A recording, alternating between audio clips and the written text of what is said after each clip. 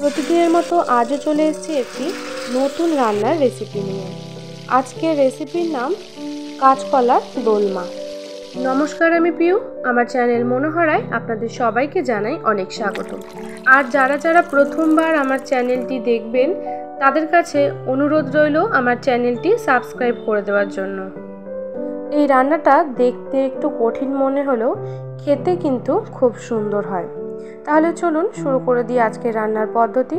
আজকে রান্না করার জন্য এখানে একটা কাঁচকলাকে আমি 5 টুকরো করে কেটে নিয়েছি। এরপর কাঁচকলাগুলোকে জল দিয়ে খুব ভালোভাবে ধুয়ে নিয়েছি।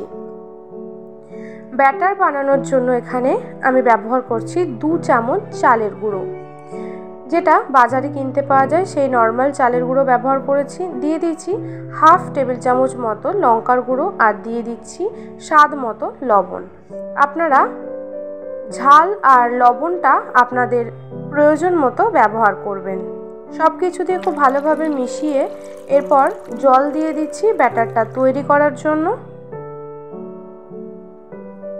অল্প অল্প করে জল দিয়ে ব্যাটারটা তৈরি করে নিতে হবে। যেহেতু চালের গুঁড়ো বা বেসনের ক্ষেত্রেও একই, অল্প অল্প করে জল দিলে আপনারা বুঝতে পারবেন যে কীরকম ব্যাটারের ঘনত্ব হচ্ছে। যদি একবারে জল দিয়ে দেন তাহলে কিন্তু বুঝতে পারবেন না, এক নয় বেশি পাতলা হয়ে যাবে আর না হলে ঘন।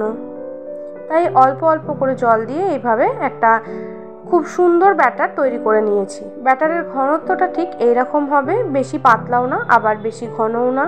এরপর ব্যাটারটাকে কিছুক্ষণ রেস্টে রেখে দেব। এদিকে কাঁচকলাগুলোও কিন্তু আমি নুন আর হলুদ দিয়ে সেদ্ধ করে নিয়েছি। সেদ্ধ করে এই ভেতরের অংশটাকে বার করে নেব। আর কাঁচকলার ছোকলাগুলো ফেলে দিলে হবে না, পরে স্টাফিংয়ের জন্য এই কাঁচকলার ছোকলাগুলো আমাদের লাগবে। এইভাবে একে একে কাঁচকলার খোসা থেকে কাঁচকলাগুলোকে বার করে নেব।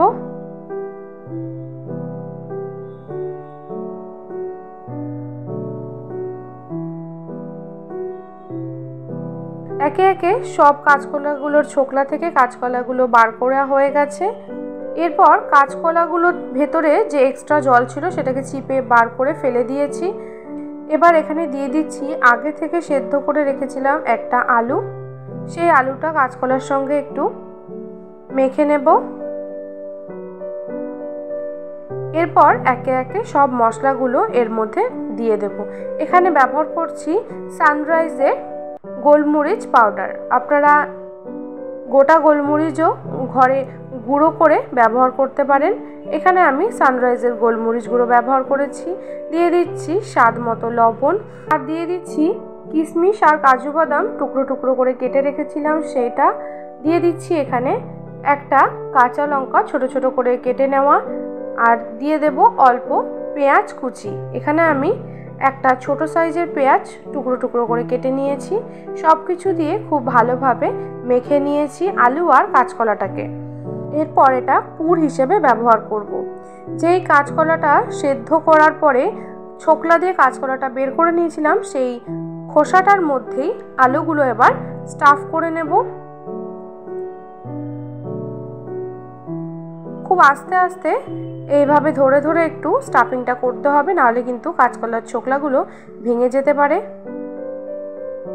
তবে ভেঙে গেলে অসুবিধা নেই, খুব একটা অসুবিধা হবে না তাতে। দেখুন দেখতে ঠিক এরকম হয়েছে। এরপর একে একে সবগুলো তৈরি করে নেব।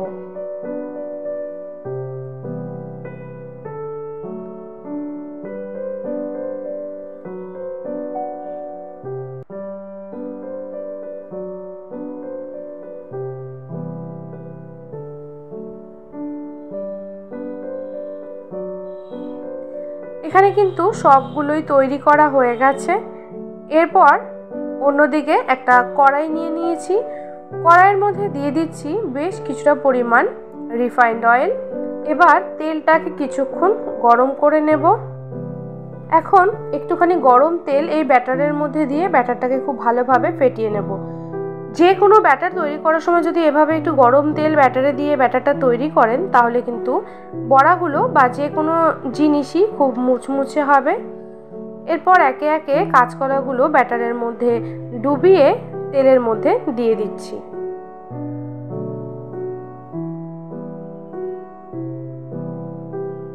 প্রায় অনেকক্ষণ হয়ে গেছে আর এক দিকটা কিন্তু খুব সুন্দরভাবে ভাজা হয়ে গেছে। আরেক দিকটা উল্টে দিচ্ছি।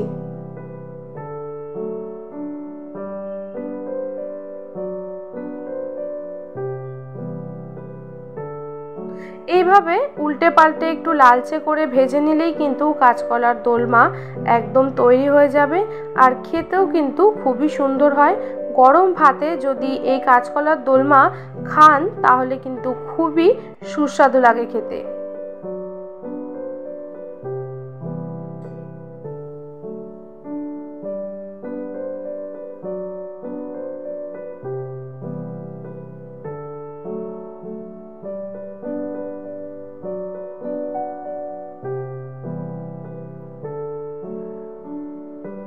বড়াগুলো কিন্তু খুব সুন্দরভাবে ভাজা হয়ে গেছে। এরপর বড়াগুলো একে একে তুলে নিচ্ছি। এখানে আমি যে পদ্ধতিতে কাঁচকলার দোলমাগুলো বানিয়েছি, আপনারাও যদি এই পদ্ধতিতেই কাঁচকলার দোলমাগুলো বানান তাহলে কিন্তু একই রকমই টেস্ট আসবে আর দেখতেও কিন্তু খুব সুন্দর হয়।